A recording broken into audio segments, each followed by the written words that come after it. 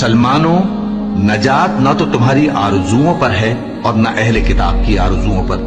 جو شخص برائی کرے گا اسے اسی طرح کا بدلہ دیا جائے گا، اور وہ اللہ کے سوا نہ کسی کو حمایتی پائے گا اور نہ مددگار۔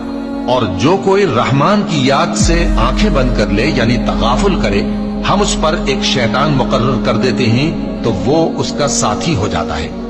اور یہ شیطان ان کو رستے سے روکتے رہتے ہیں اور وہ سمجھتے ہیں کہ وہ سیدھے رستے پر ہیں، یہاں تک کہ جب وہ ہمارے پاس آئے گا تو اس شیطان سے کہے گا کہ کاش مجھ میں اور تجھ میں مشرق و مغرب کا فاصلہ ہوتا، تو برا ساتھی ہے۔ اے اہل ایمان،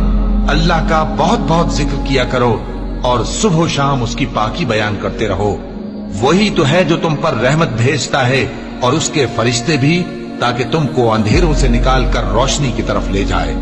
اور اللہ مومنوں پر مہربان ہے۔ اور صبح و شام اپنے پروردگار کا نام لیتے رہو، اور رات کو بڑی دیر تک اس کے آگے سجدے کرو اور اس کی پاکی بیان کرتے رہو۔